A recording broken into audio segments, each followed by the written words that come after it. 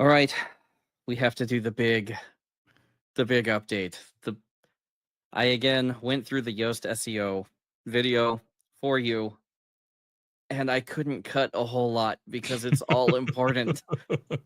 So you're gonna have to buckle up. This is technical. I'm trying to make it as practical as possible so that everyone can understand. So stick with me here. I'm gonna go fast so we can get to our Zeitgeist segment, but just hang The with me here. Zeitgeist segment's worth sticking around for, but And this this AI is stuff, the search, because SEO stands for search engine optimization. A lot of it is also GEO, generative engine optimization, or AIO, AI optimization. mhm. People are using AI to make decisions, and if the AI is recommending you, you win, and if the AI is recommending somebody else, you lose. This does Yeah, you matter. never even get seen. Yeah. So Yeah. what Yoast SEO, they make the number one WordPress plugin for SEO. It's the one I've been recommending for 10 plus years. It's Yeah. the one I've used for 10 plus years. They do this big long webinar every month that's very technical and boring. But if you watch Author Update, you get Jonathan's summary for authors. He watches it so you don't have to. Jonathan? I serve. All right, so number one, ChatGPT is using Google search to answer questions right now. So if you're optimizing for Google on your website, then this is still useful in the short term. OpenAI is trying to establish their own independence, but they aren't there yet with their index and their Bing API.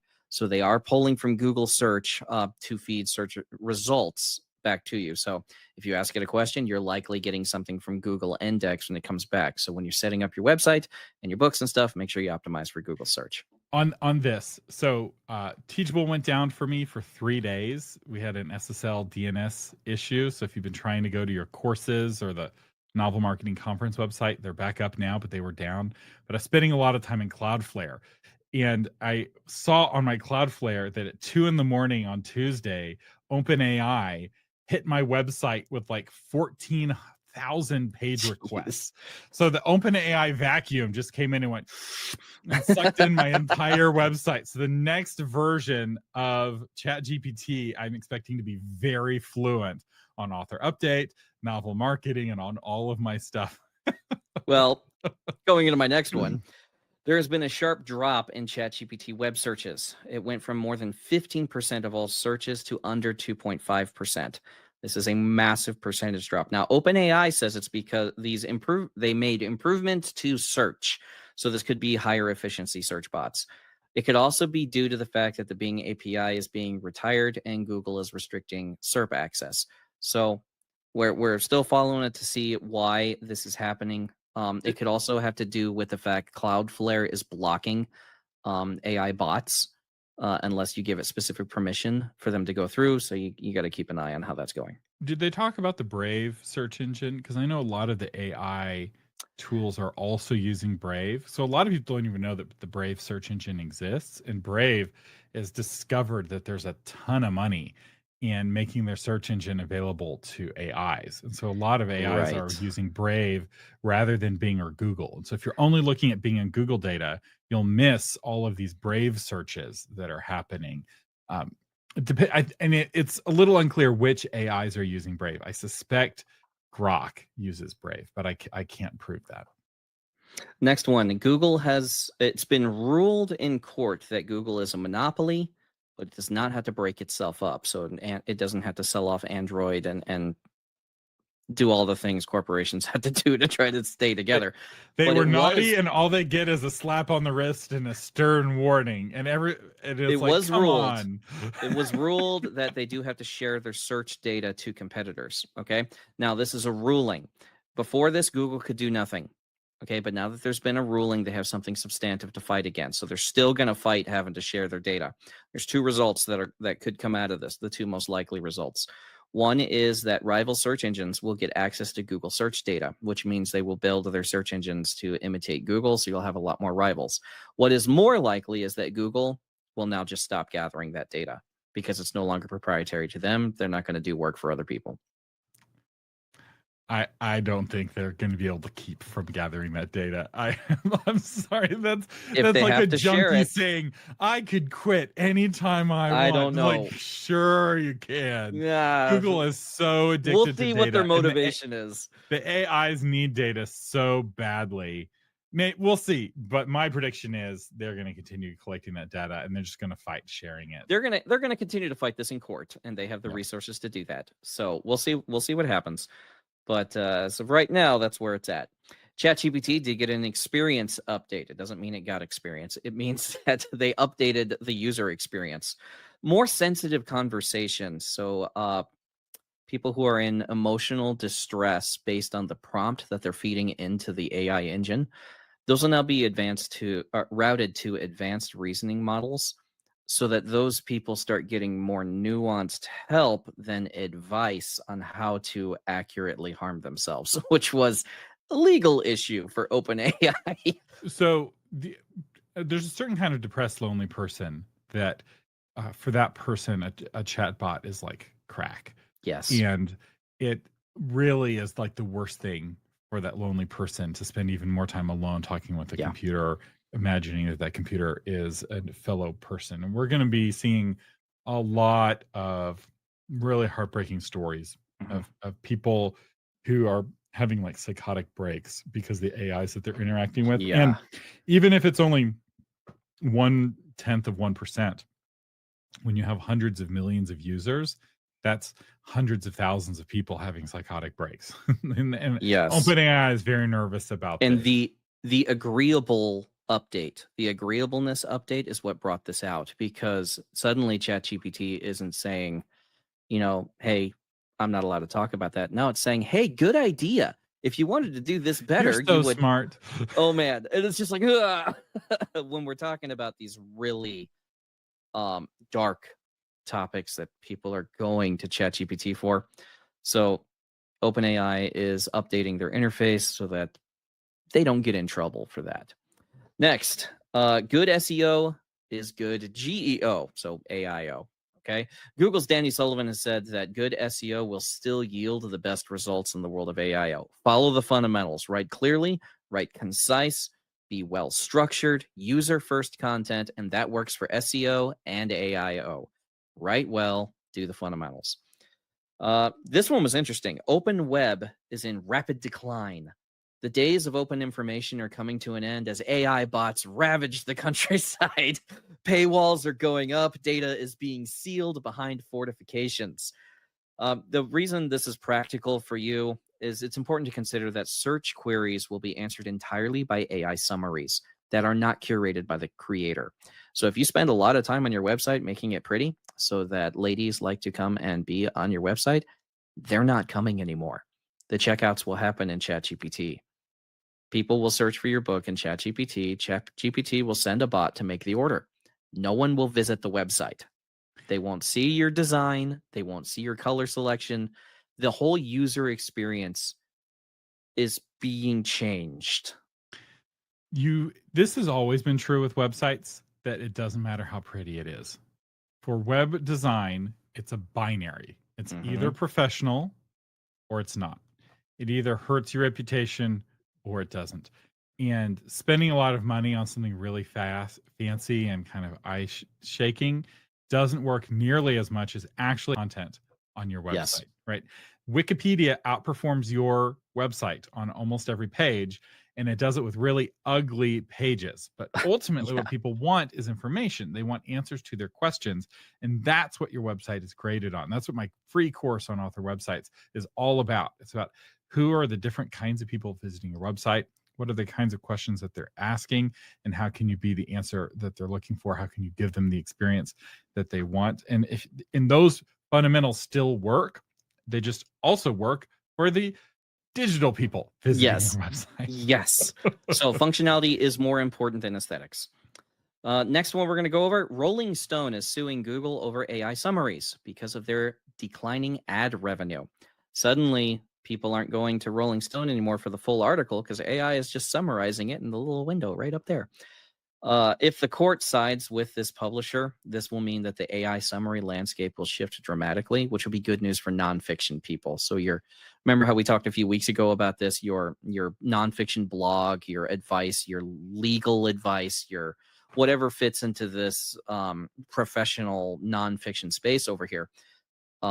That's getting wrecked right now by Google AI summaries. So if this lawsuit goes in favor of the Rolling Stone publisher, then AI summaries will change. It is likely this will not happen. And even if it is successful, it will be successful in the 2030s. Yeah. Google is really good at stalling these landmark cases for over a decade. This monopoly case is from the 20 teens. And they just made it go really, because their main goal is to stall, because these tech companies are making billions of dollars every year, and the longer they can stall these rulings, the better. And so don't look for the courts for relief. The courts have shown no desire to roll back AI. Another thing you're going to want to keep in mind is you're going to have to create a persona for AI to interact with. AI needs to get to know you because of the way that it's going to start changing. And I'll just go into this next one. ChatGPT Pulse introduces the first proactive personal assistant. It will curate news for you, complete routine tasks, and push content that your persona routinely interacts with. So the idea here was that you'll get up in the morning and you'll go and you'll start curling your hair or taking a shower or brushing your teeth and doing whatever. And your AI assistant, this ChatGPT Pulse, will start feeding you information for the day. It'll give you your news headlines. It will give you the things you're interested in, which my thought here is this is the new newsletter, because suddenly we're talking about things that are being fed to you. Like your boss sends you an urgent email at 2:00 in the morning. Well, now your AI assistant will let you know as soon as you're brushing your teeth that you need to get on this. It'll give you your schedule, give you everything. So What's really crazy is that this ChatGPT Pulse is like dreaming. The AI is dreaming at night, trying to predict what you'd be interested yes, in the next morning. but it's based Also on your persona that you have to set up and feed it your preferences. right, but it's also going to be eventually an avenue for ads. The whole point of Yep. Pulse is for them to fill it full of ads so that you can be brushing your teeth and ChatGPT is talking to you on your phone and be like, "Oh, by the way, there's a 50% discount on Colgate toothpaste if you order from, just say order to order." Like that's the vision of the future that they're But wanting it's to not just create. that. It's going to be the next episode of your favorite show has dropped. Your favorite author is releasing their favorite book, your next book in their series. And this is the important part for us, because if this information is being fed to people on a personal basis, we're going to have to restructure the way that we do things so that our information is fed to our readers through these kind of personal assistants. And fed to our website so the AI can know about it. So Mhm. actually making sure that whatever you post on your newsletter, you're also posting to your website as a So, blog is now more important than ever. so more than that, do you remember when on Facebook people cared what books and movies you liked? You would actually go through your profile and you would put in there, I like the Lord of the Rings. I like, Tron. I like these things. Those were That's innocent coming days back. before we went to war with each other on Facebook. No, that's going to come back, because suddenly you're going to set up your persona and your AI is going to feed you stuff based on the tags that you have allocated to your personality, your profile And on based off your, of all of your browsing on yes. Walmart, because So now they're harvesting all the data from Walmart and everywhere else they're harvesting data from. So now it's going to be super important again to be a preference for people. Your writing has to be so strong and have such an impact on people that you are a selection that they use. Okay, got to blast through the rest of this so we can get to our zeitgeist, because I know that's what everyone's looking forward to. Zeitgeist. Yoast SEO has warned against using AI writing cadence. Okay. AI mostly has learned to write from spoken transcripts, so from transcribed speech, which means it writes in the way people talk. Okay. This creates text that manipulates people's emotions and becomes very exhausting. Okay. So you need to rewrite AI written content for human readers, because people are starting to recognize when something has been written by a computer for humans. Uh, instant checkout. This one's huge. I mean, they've been talking about it for a while. I can't wait till this thing actually becomes active. ChatGPT has launched instant checkout. It is powered by agentic commerce protocol through Stripe, and it integrates with Etsy, and Shopify is coming soon. What will happen is you will throw your shopping list into ChatGPT, and it will send bots and initiate checkouts and go through the checkout procedure using your checkout information and buy everything for you and send it back to you. You can even do like routine things Like there was this subscription model thing that came up for a while. I did it for like flaky salt because I was baking a lot of bread and I like to do flaky salt. And I would just have a little can of flaky salt automatically shipped to my house once every 2 months. Well, now on ChatGPT, you'll be able to set that up and be like, hey, make sure you get me my flaky salt for, whatever. And this it's going to change the checkout experience if enough people jump onto it, because now people are going to go to their AI assistant and be like, get me my groceries, get me my book, get me my whatever. No, so here's where it's going to be. It's like, give me a recipe for some special kind of cookies. And then it's going to say, all right, here's the recipe. And then you say, cross reference that with the ingredients in my fridge and the ingredients in my pantry. Yep. And then it'll know if you have a smart fridge and smart pantry, what you have, what you don't have. And it's like, you're missing cinnamon and you're missing vanilla. Would you like me to order that? And you'd be like, yes. Then it'll go and order it for you. Here's my meal plan for the month, which by the way, I also generated through ChatGPT. And it will order the groceries within a budget that you will set for it. And it will have them delivered to your door. People are asking what I cook. It was my birthday yesterday and I made quesabirria. All right. And it was amazing. Okay. We're having a rebellion. Don't shoot the messengers, people. We're not advocating for these things. That's just happening. Okay? I want my freedom and my autonomy too.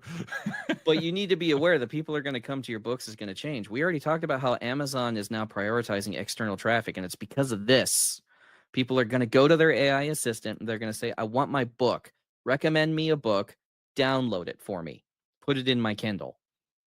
And this is going to happen. You've got to be aware of how this is happening. So tactically, you can be prepared for that reality where you have to win. You have to be the recommendation because the bot's just going to go do it.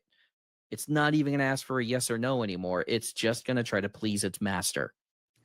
Now, in a feeble attempt to fight back the AIs, another, for reals, this was made by humans certification has been launched, also from the UK. I think both of these are coming from the UK. So this one's called the Organic Literature Certification.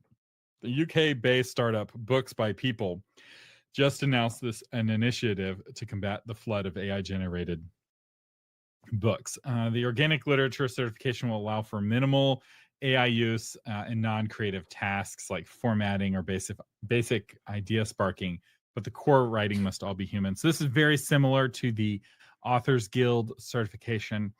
And the problem with these certifications is, one, people aren't going to get them because the real way that you demonstrate that you're a real human is with your branding and with your human narrated audiobook and with all the other signals that all the traditionally published authors are using. But the other problem is that authors who are using AI to write their books are going to be the ones most interested in these kinds of certifications. Kind of like the companies in kind of sketchy fields are the ones most likely to put the Better Business Bureau logo on their website, right? It's like, if you're a reputable company like Walmart and Microsoft, they don't have the Better Business Bureau logo on their website. It's the roofer that is totally legit. But trust us, bro, they're the ones who have to put that big, giant Better Business Bureau logo on their website. And so this isn't going to stop AI, and I don't think it's going to be successful because, and the same thing with the Authors Guild, all of these human author certification tools are all targeting at authors rather than doing a big marketing push targeting readers. Right, if they would target readers. Who would care if this was a real problem? Right. If they target readers with $100,000 or $1 million ad campaign saying, make sure to look for the human authored certification on the cover and don't buy a book that doesn't have that. If they did that, it would be successful. But trying to target authors to get it to work, it's not going to work. Look at this. It gets an organic literature stamp. I wrote this with my meat hands. That's totally a human thing to say. Like, what? Organic, grass-fed, cruelty-free? No. Hello, fellow children. Oh, exactly. Like, this doesn't sound real.